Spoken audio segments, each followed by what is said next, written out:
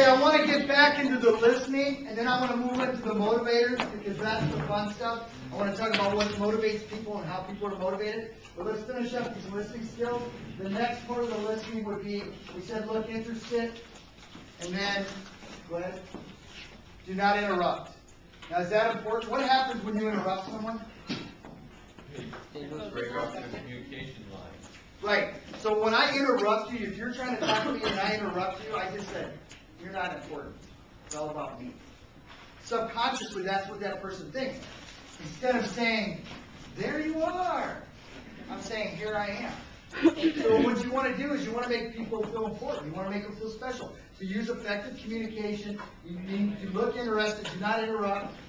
Here's my favorite. Smile. Right? What does a smile do? When someone smiles at you, what does that do? What's that?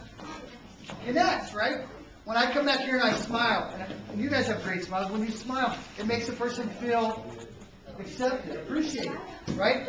It makes a person feel warm when they smile. You look at them, it breaks the ice, right? You smile. Right? But you make someone feel appreciated. It makes you say, hey, I like you. I like you. Yeah, good smile, right? That's what you're saying. So that when you come up, you want to make that eye contact, you want to give a smile.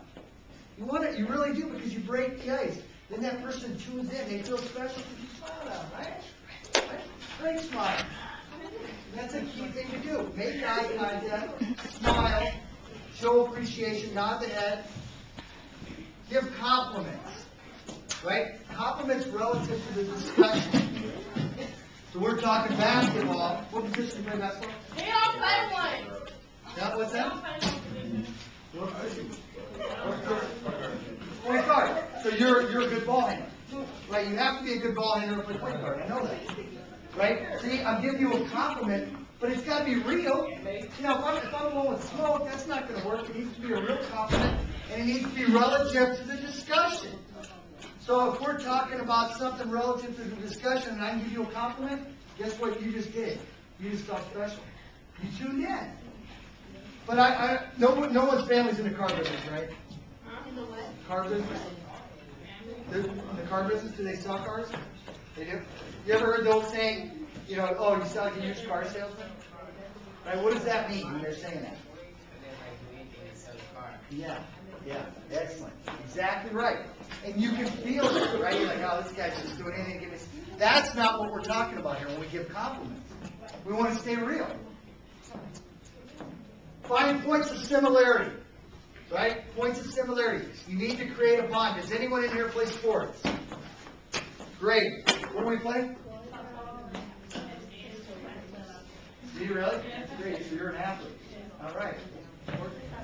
Soccer, so you're in good shape. Play soccer, you're going to be in great shape, right? Basketball. See, and I play basketball too. So we have a connection, right?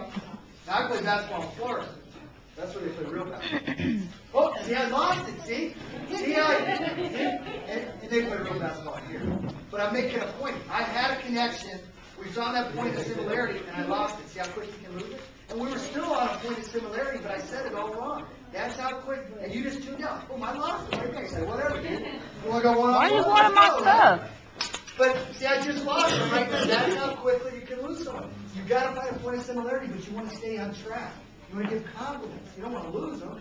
That's not what we're talking about. Now, if you and I are good friends or whatever, and we're going back and forth on who's a better basketball player, that's a different story. That's not the kind of communication. That's expressive.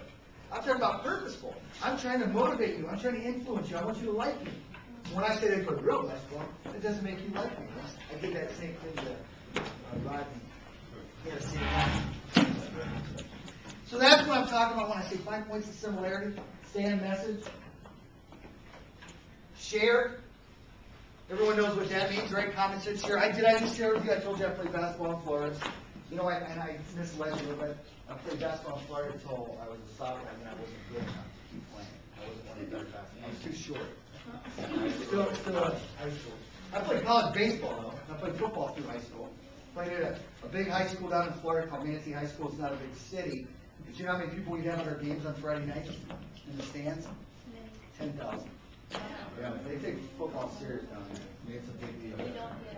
Yeah, it's not as big a deal. Yeah, in the suburbs. King Prairie got beat last night, huh? You see that? So that's a state championship.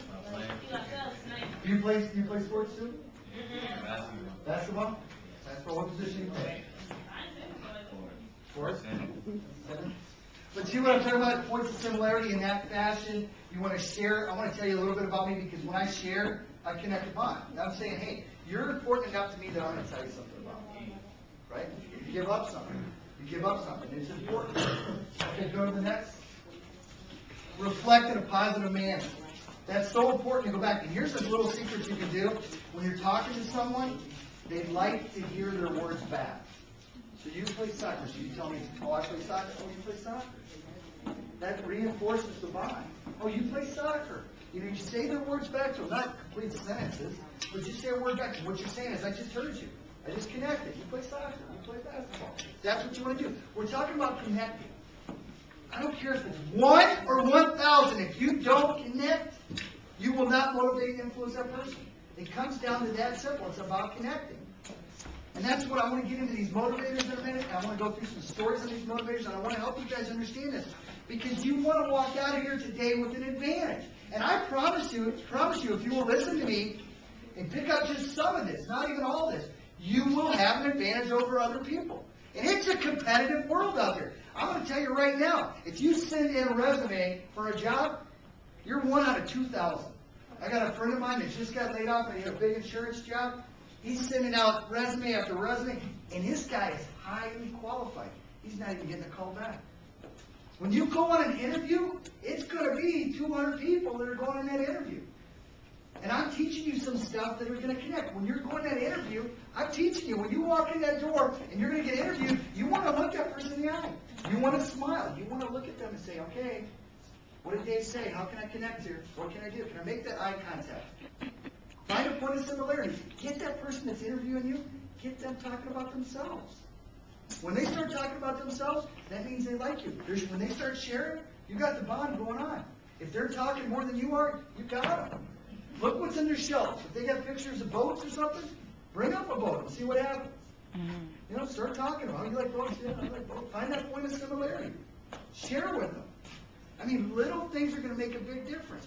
And I will say this, when you get done with high school, you need to get some kind of post-high school education or training. Here's the statistic. Listen to me when I say this. You will earn twice as much money over your lifetime if you have some kind of post-high school education or training. That's how important it is. Something. Find out what your dream is. Find out what you like. Find out what your interests are. But get some kind of post-high school training. It will change your life. Literally change your life. And it's important. You're doing that. I'm so proud of you for doing that. That's great. It will change your life. I promise you that. Now I want to talk about these 7 fundamental motivators. The first one is scarcity.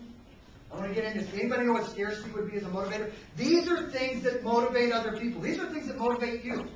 And then we'll get a little bit into politics a little bit because they were using some of this on us. What is scarcity as a motivator? What does it sound like? Anyone?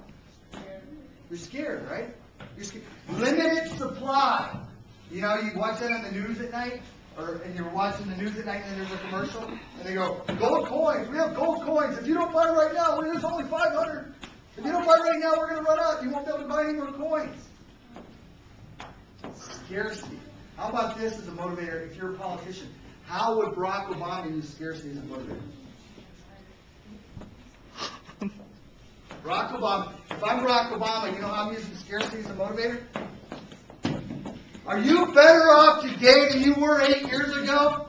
Are you? There's a war going on, gas prices are through the roof, and the economy is on the verge of a depression. Do you want 4 more years of the same? Can you afford 4 more years of the same? Vote for me, or you're going to get 4 more years. Do you want to go into depression? Right? Right? That's what I'll tell Obama would do. Now, what would McCain do? How would he use scarcity? The war in Iraq? Yeah. And what would he say to you? What would McCain say? What would he hype in on? What was he hyping in on? What was his thing? How was he trying to scare us? Because Barack Obama doesn't have a lot of experience, right? Would you agree with that? I mean, he's relatively new. He's been in government a long time. And what did they say? How did he try to use this to scare us? Barack Obama will be tested.